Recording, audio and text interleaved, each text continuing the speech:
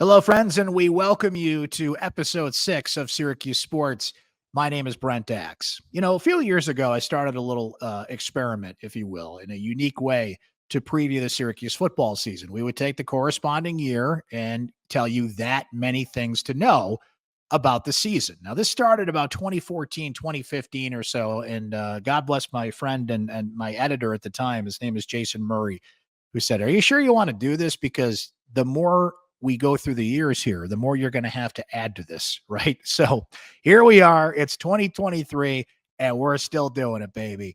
Let's go. 23 things you know about the Syracuse football season. We're talking stats. We're talking questions. We're talking over-unders. Throw a little for entertainment purposes only in there. Why not? We're still doing it, and we got 23 of them for you. So let's dive right in here. I'm actually going to start with a few over-unders for you. Emily Leiker is going to hop in here and answer a few questions for us, and then I'm going to play back some clips from training camp from a few players and head coach Dino Babers that addressed some of the questions that surround this team as well. So you're going to hear a number of voices as we go forward here. Let's start, though, in the over-under department. Number one, Garrett Shrader total touchdowns. Now, last year, Garrett Shrader had 26 touchdowns. He had 17 passing. He had 9 through the air. So I'm going to take the over this year. I'll throw a number at you. I think he's going to account for 30 touchdowns. We'll go 20-10, maybe 21-9 on that, passing to rushing. I think he's going to have a little bit more emphasis in the passing game. I think he's going to be better in the pocket. He is a weapon with his legs. He can extend passes. He can bounce off defenders. He can run away from defenders when he has to. But I feel like the total touchdowns will bump up with a few more through the air. Let's take the over on that. Now, let's stay on Shrader as we go to number two. Number two is Garrett Shrader rushing yards. I'm going to go under on this. And the number to mark is 453. He had 453 rushing yards last season. I'm actually going to take the under on this. Now, like we said, Shrader is a weapon with his legs. He's great in the red zone there. If I'm an opposing defensive coordinator, I've got to take that into account. I just don't think he's going to have to run as much this year. He might come close to that number. I just don't think he goes over it. I'm going to take under 453. On to number three, and that is Shrader's top target, Oronde Gadsden. Last season, he had 969 receiving yards. That is the 7th highest total in Syracuse football history. He is a dynamic talent. He's also going to see a heck of a lot of attention from opposing defenses this year. And guess what? I'm still taking the over. As a matter of fact, I think he's going to have a 1,000-yard season, even with the attention he's going to get from opposing defenses, because he's just that darn good. We're talking first-round pick, quality player here. Give me Gadsden and the over. Number four, we go to the running game here with LaQuinn Allen. Now, last year, Sean Tucker, who is now on the roster of the Tampa Bay Buccaneers as an undrafted free agent, had 1,060 yards. Tucker is one of the greatest running backs that Syracuse football has seen. Not only in recent memory, he's up there on that all-time list, and that's a lofty list, as we know. So I'm not going to put the over-under at 1060, which is what he had last year. Let's say 800 for LaQuinn Allen, and I am going to take the over on that. Now, I think he might split some carries with Juwan Price. He had a hell of a pinstripe bowl. I think he had, 194 total yards in that matchup. 800, I think, is doable, even though I think the running game is important, but you can't expect as much out of it that you got from Tucker last year, and I do think LaQuinn Allen's going to be utilized in the passing game. If this was total yards, I would take the over all the way, but let's stick with rushing yards, and I am going to take the over for LaQuinn Allen there at 800. Number five, let's flip over to the defense. Marlowe Wax. Now, Marlowe Wax led this team last year with 91 total tackles. Marlowe Wax is on a lot of preseason watch lists for awards at his position and overall defense. He's one of the highest graded linebackers out there in the ACC. He's an NFL prospect, but I'm taking the under on 91 tackles, and that is not a slight on the type of player that Marlowe Axe is. I just think he's going to have a little more help on not only the defense overall, but at a deep position that he plays. This is all contingent on people staying healthy, of course, but I think they will. I think the defensive line helps out a little bit more there, and he won't have to have 91 tackles this year, if that makes any sense. But look, that dude's all over the ball. if he went over here, it would not stun me. But I'm going to go just under 91. Number 6, last year, Jahad Carter led this team in individual interceptions. As a team, Syracuse had 10 picks. He had 3 of those. Jahad Carter's now at Ohio State. Deuce Chestnut is now at LSU. They're mixing in some new players, including some transfers into the secondary. But not only am I going to take the over on individual interceptions for a single player, I'm going to give you the guy, Elijah Clark, take the over, and let's say he gets 5. 5 picks this year as the trend of terrific players in the secondary continues. Look at Ife Melifonwu, Andre Sisco. Unfortunately, Trill Williams just got cut this week by the Miami Dolphins, but has been in the National Football League here. Clark starts to step up as that next big name and give me the over. Number 7, no longer will Schmidt happen for Syracuse football as Andre Schmidt has moved on, the Lou Groza Award winner, one of the best kickers Syracuse football has ever seen. He had 20 field goals last year. He went 20 of 26. So we look at young Brady Denneberg stepping into the kicking position, the sophomore. I'm going to set the number at 20. Maybe I should lower that a little bit, like we were saying with Sean Tucker and LaQuinn Allen, but 20 feels like a number they could get close to if Schmidt had to kick that many last year, but I am going to take the under on that slightly. I think this team will execute enough offensively that they will not need Denneberg as much as they needed Schmidt. Now, Schmidt missed 6 kicks last year, right? For an accurate kicker, for a Lou Groza Award winner. That's a lot. Denneberg's a sophomore stepping in here. You're going to hear a clip from Dino Babers coming up here a little bit later on in this podcast and how much he loves both Denneberg and his punter, Jack Stonehouse. But I'm going to go just under 20 field goals this year for Denneberg. Number 8, let's just look at the win total, right? So most, for entertainment purposes only, marks that I've seen out there have Syracuse at 6.5, right? Which is a tougher number to project. Like, they were 4 last year, in 4.5 in some instances last year. I could not run fast enough to wherever I had to go to put a little something on that, because that team just had 6 or 7 wins written all over it. Of course, they got there, so you cashed in the over last year.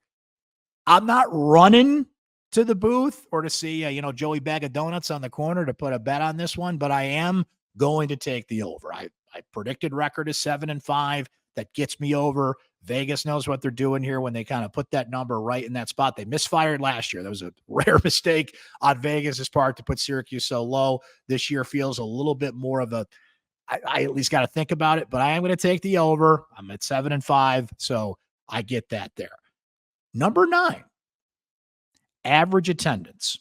Last year at the JMA Wireless Dome, Syracuse football averaged 40,827 fans.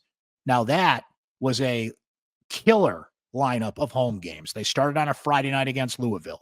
Purdue was a great matchup, Big Ten team, great quarterback coming in. That turned into one of the best games of the year. Virginia, you had Jason Beck and at the time Robert and I, the Virginia matchup, juicy matchup early in the schedule, throwing Wagner. NC State, that game was sold out. The buzz was building. Syracuse was undefeated. It was a big matchup. It was a ranked matchup, and the crowd was spectacular. Florida State, Notre Dame. That is a great home lineup last year, right? Compare that to Colgate, Western Michigan, Army, Clemson, Boston College, Wake Forest. I'm sorry, they're not matching that number. I'd love for the fans out there to prove me wrong. It looks like the students are coming strong again, but I'm definitely taking the under on average attendance, which again last year was 40,827. We have just begun here on the 23 and 23. We're 9 down, and Emily Leiker is going to take us through the next, let's see here, 9 we gave Emily. So we will do that coming up. Stay right there.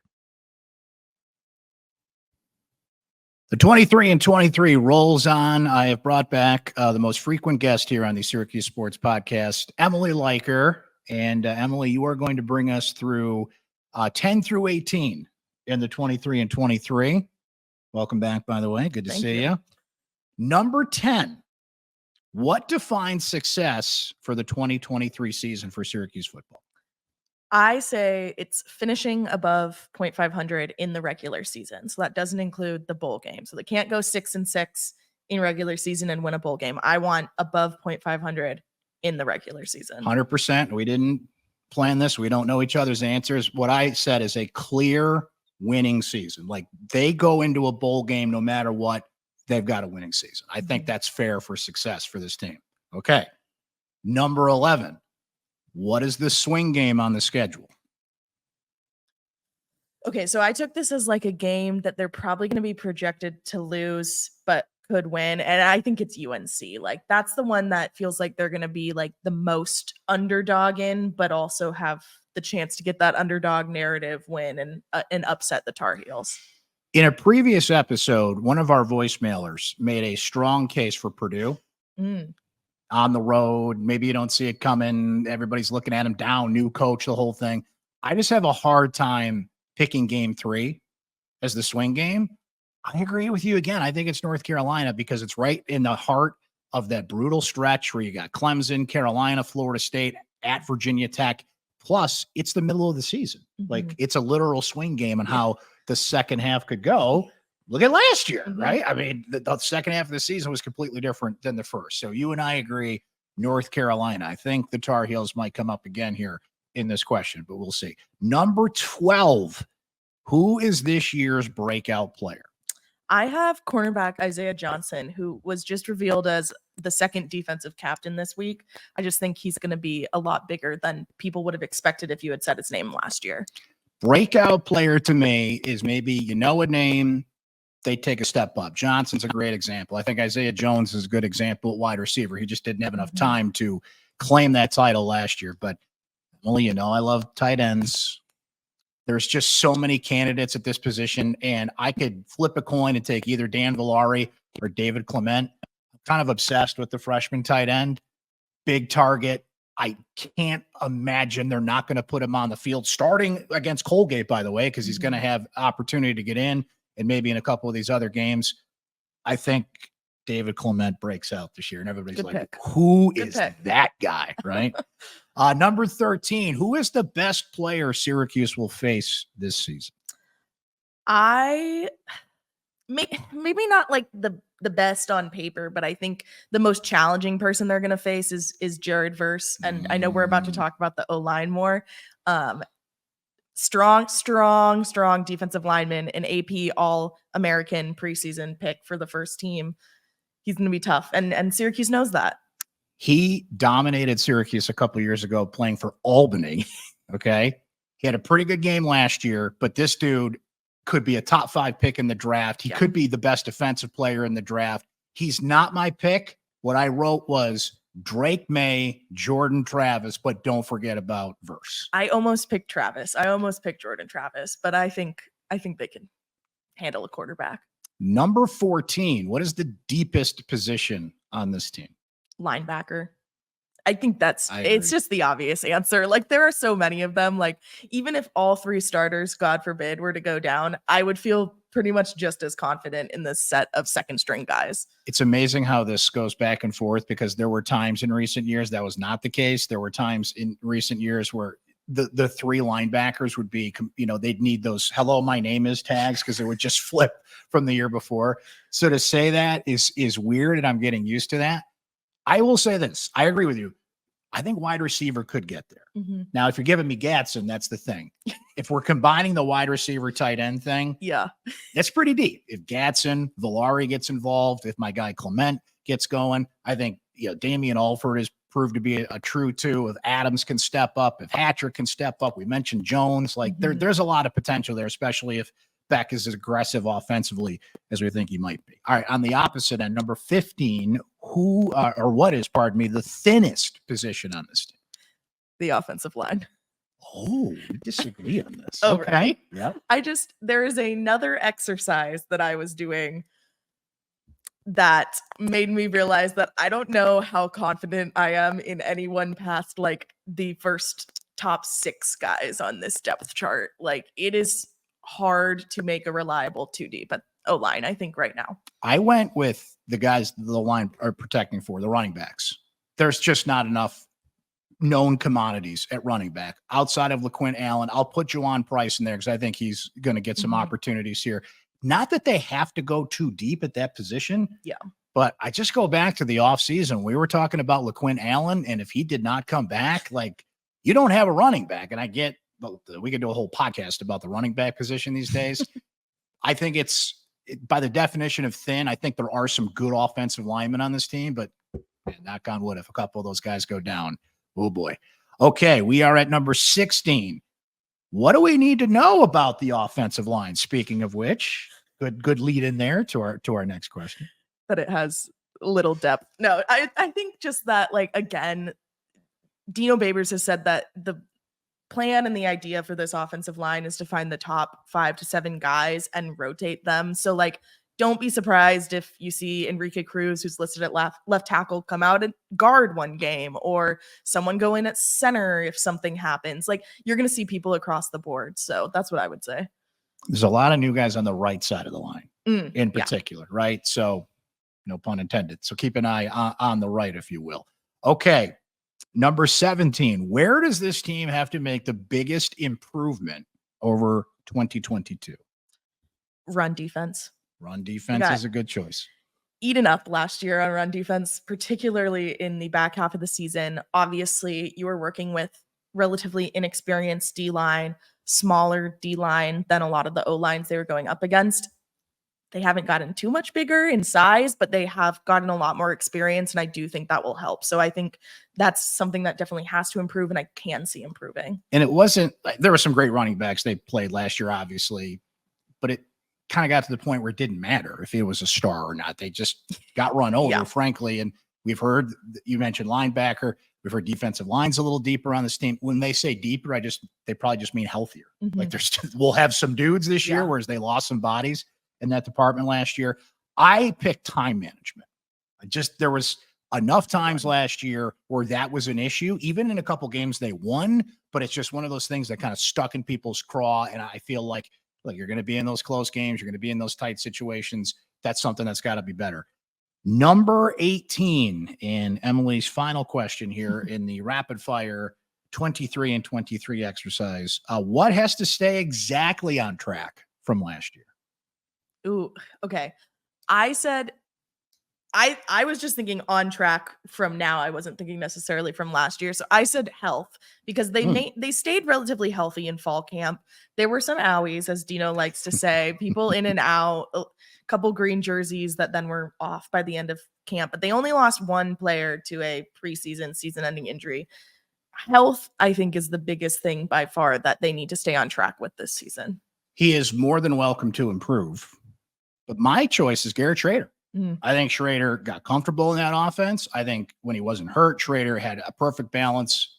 I shouldn't say perfect, but a good grade when it came to balancing the run and the pass. You could see his confidence build in the passing game. He's got great targets this year. Just stay online. He's got, when I say stay on track, like there's consistency with Beck, being the offensive coordinator now. Just keep doing what you're doing. And I think that improvement will naturally come as completion percentage a lot better last year than the year before that. We'll see if that continues to build. The 23 and 23 rolls on, coming up with some Syracuse Soundbites. But Emily, thank you for hopping in here. We'll see you next time. Oh, but wait. One more thing. And in this case, it's 5 things as the countdown continues here. I feel like Casey Kasem. Remember Casey Kasem? The countdown continues. Let's hear from some coaches and players and some of the standout things that they said to me during training camp leading into the 2023 season. Number 19, I asked Dennis Jacquez Jr., who got a little buzz in camp about what he's doing on the defensive side of the ball, about what new defensive coordinator Rocky Long is bringing to the table. Same defense, but what kind of spin is he putting on it? What kind of dynamic has Coach Long brought? Honestly, his scheme is just something I've never seen before. Just the different looks that we give, and then we'll run something completely different compared to last year. And it's honestly it's cool. And if I was an offensive player, I'd be a little worried. I ain't gonna lie. I'll put a little pep in your step if you're a Syracuse fan, hearing Dennis say that. Number 20. Let's go to the head coach here. Depth on the defensive line became an issue for Syracuse football as the season went along last year. How's it looking going into this season? It's better. It's way better. I really think this is as deep as we've been in a long time. Now, you say that, and all of a sudden guys start dinging out, but that means getting hurt out. So let me clarify that. But the biggest thing is I really do think this is as deep as we've been on the D-line. And they really developed. Even though we lost some cats, they're really developed, and they're really challenging the offensive line every day to be better, because not only are they good in the first group, they're good in the second group, and then got some guys standing out in the third. So the O-lines really had to come to practice every day to stay with these guys, and they're kind of growing up together. Big brother's growing up little brother. We're going to stick with the head coach, and we're going to go to number 21 here, and that is the kickers. Not only Brady Denneberg taking over for Andre Schmidt, Jack Stonehouse has got a little NFL lineage. He's got a punting family. His brother punts for the Tennessee Titans. He's had a few of his relatives that have been involved in coaching in the National Football League. So he comes in with a little bit more of the knowledge of the position than other kickers. I had a back and forth with Dino Babers on both Brady and Jack. It's better. It's way better. I really think this is as deep as we've. Oh, my fault. Here's that on the kickers. You like where your kickers are at right now? You got two new guys coming in there this year. I really like my kickers. Right now, they're MVPs to me. I think it's going to be one of our biggest differences than last year. What do you like about it? One kicks it really high and really far, and the other one kicks it up between the uprights. With Jack, can you kind of tell comes from a punting family? There's no doubt. He's got some tutelage, and almost like an Iran day with his dad playing for the Dolphins. There's certain things that he does. Now you still got to coach him. I mean, they don't have all the answers. They still need coaching, but there's no doubt he's got a fantastic base, really good foundation punting the ball. Do you like where? That is Dino Babers on his kickers. Sounds pretty confident there. We're going to finish out with QB1 here, number 22. Now, this was early in camp, but I flat out asked I asked Garrett Shrader earlier in camp about whether he thinks this is a bowl team or not. This is a 6-win team. That's the standard. That's what they got to last year. Here's what he said about that. This team will be bowl eligible. It's just now what else can we do to win those close games? I mean, I think 2 years ago we lost 4 games by 3 points. Last year we go 6-0, we get beat up and have a tough stretch of wins. So this team is deeper than both of those teams, and we have more talent than both of those teams the past 2 years. So I don't think that would be the issue. It's just making sure that we're taking it day by day in order to get there. So we have a deep squad. I mean, we got talent across the board in every position, offense, defense, and special teams. So we got the coaches and the scheme that we need to do to go out and win games. And it's going to be tough to stop us. So, I mean, that's the way I look at it. Garrett Shrader there on this is a bowl team, starting from 6 wins and building on. And why not? That's the expectation is set from a year ago. Now, in past years, when asked about this, Dino Babers would say, doesn't matter. We don't need a number one receiver. We just need options. We need targets here. There is no question who WR1 is on this team, and that's Arondé Gatson. But Dino has been pretty adamant through camp that they find a number 2. Did Garrett Shrader find his number 2? Coach has been pretty adamant he wants to see a top 2 in the receiver group emerge. I think we know who 1 is. Do you have your 2? I mean, there's a bunch of guys. Damian is probably that guy right now.